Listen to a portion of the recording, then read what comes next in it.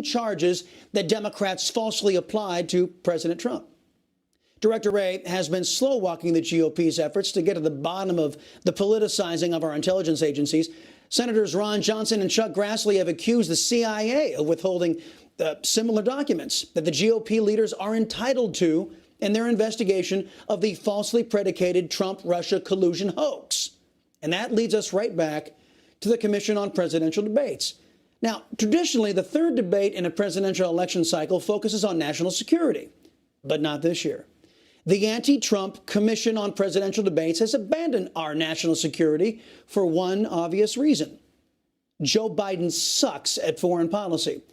Don't take your liberty-loving Latinos' word on it. Obama's own Defense Secretary Robert Gates famously shared his view that Beijing Biden had been wrong about, quote, nearly every major foreign policy and national security issue over the past 4 decades, end quote. That's why the compromised debate commission is avoiding foreign policy. Now, what will they be focusing on instead? Well, you guessed it, man-made global warming. We are reaching a moment on our planet in which the crisis that is upon us may no longer be one that we will be able to successfully fight back against. The climate crisis is here, and no, it is not, the science around this is not controversial. The science is clear. In fact, you know what scares me to death? Is every time we get more data and reanalyze the data, what we discover is the problem's even worse than we thought. We have even less time than we thought. And so what has Donald Trump done for 4 years? He not only hasn't made things better, he has actively made them worse. He withdrew us from the Paris Climate Accord. He's put a coal lobbyist in charge of the Environmental Protection Agency. What could possibly go wrong? He has opened up for offshore drilling, and he has said yes to the oil companies. They can drill in the Arctic National Wildlife Preserve. Donald Trump threatens the existence of human life, of all life on this planet. And on November 3rd, we will hold Donald Trump accountable. Oh, wow. Well, there's Pocahontas, a woman who lied about her family background, claiming to be Native American, saying that Earth is in danger if Trump is reelected. These same people have been predicting a similar doomsday for over 4 decades now. If we don't allow government to tax away your hard-earned money so they can redistribute it. It wasn't just Senator Pocahontas chanting and chatting up global warming. The same thing is true with climate change. The change in behavior, like driving less or flying less, is helpful, but nowhere near sufficient. Simply shutting down is not going to get to our goal. So just as we need breakthrough innovation for COVID-19, we also need that to get rid of emissions from all the different sectors and bring down climate change. This crosses many areas: how we make electricity, how we make industrial products, grow food, cool our buildings, and all of transportation.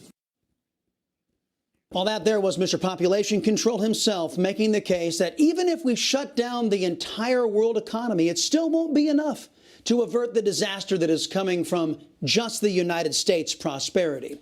Now, one day soon, we will go over the foolishness that is this theory of man-made global cooling, warming, climate change, whatever the hell they're calling it this week. But keep in mind this until we do that. If man-made CO2 were actually killing the planet, why did Biden and Obama's Paris Climate Accord make voluntary the participation of the world's #1 emitter of CO2? That's right. Obama and Biden said that China, even though they spew more CO2 into the air than anybody else in the world, their participation in the Paris Climate Accord was voluntary. Now, I'm sure it's just a coincidence that these left-wingers and the left-wingers in the Commission on Presidential Debates are steering the national conversation back to man-made global warming. One more thing on the hopelessly anti-Trump commission. They appointed Kristen Welker, the moderator of this Thursday's debate. Now, she will be pelting President Trump with questions about the unproven theory of man-made climate change. She will be talking about it as if it were fact. America won't get the other side of the story, just like I presented to you just now.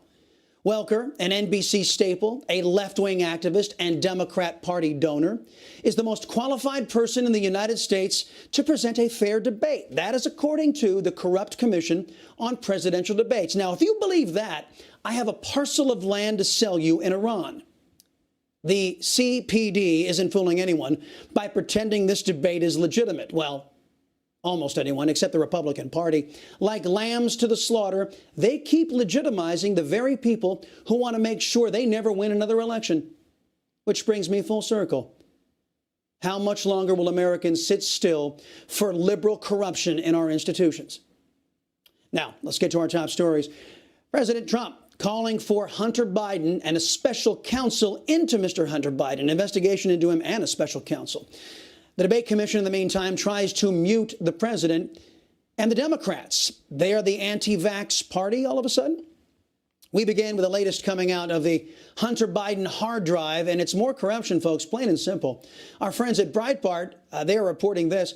Hunter Biden's business associates spoke candidly in emails about Hunter Biden's role in the business, particularly as it related to foreign ventures, apparently viewing the Biden name as a form of currency and bragging that they had a direct pipeline to the Obama-Biden administration. Now, with stories like this, you can understand why President Trump is so frustrated. Today on Fox and Friends, he called on Attorney General William Barr to appoint a special prosecutor to look into the Hunter Biden email scandal. Many of the facts now, though, are being confirmed and authorized. And some are asking, will you appoint a special prosecutor to investigate this? In fact, 11 House Republicans have sent a letter. They said the following: we request that the Department of Justice immediately appoint an independent, unbiased special counsel to investigate these issues that have been raised, as well as any corresponding legal or ethical issues that might be uncovered from the former vice president's 47 years in public office. Will you be doing that? Will you be appointing a special prosecutor? We've got to get the Attorney General to act.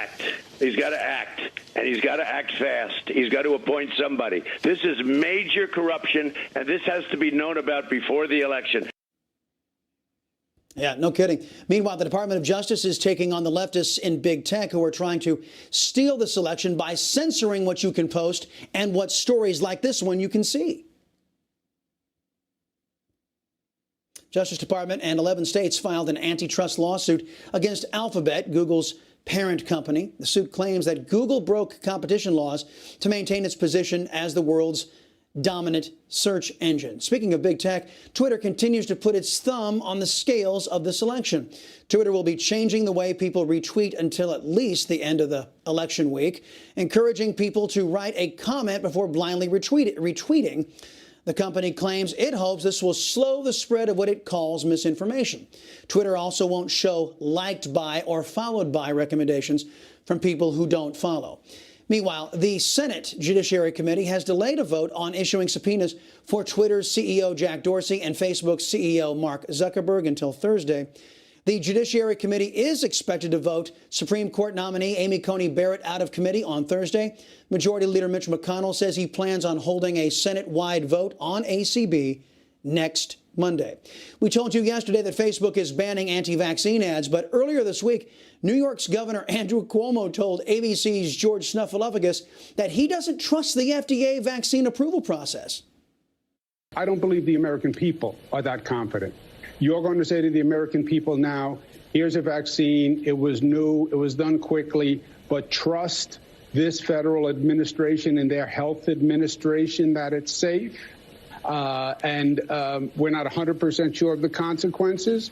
I think it's going to be a very skeptical American public about taking the vaccine, and they should be. Well, what I said I'm going to do in New York is we're going to put together our own group of doctors and medical experts to review the vaccine and the efficacy and the protocol. And if they say it's safe, then I'll go to the people of New York and I will say it's safe.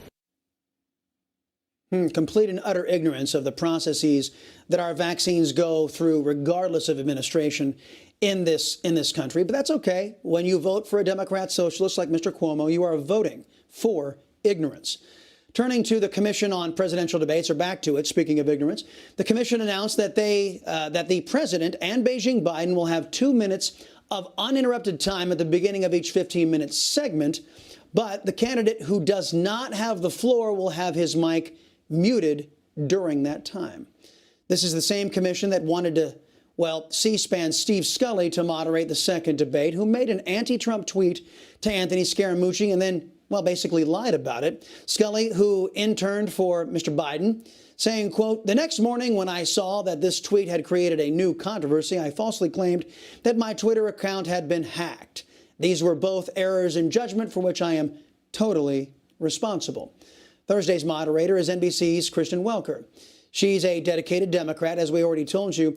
You can see her in this Christmas photo with President Obama and Mrs. Obama.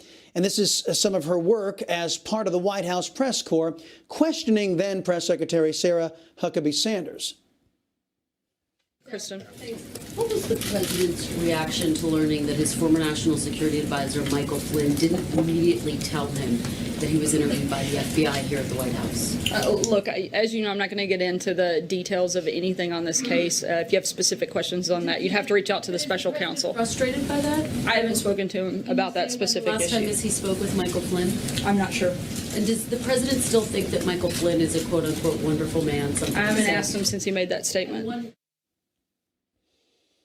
A wrongly accused man, as it all turns out. Coming up next, we take a look at the state of the race in the battleground states. And later, Dave Rubin and the Rubin Report weighs in on censorship from Big Tech.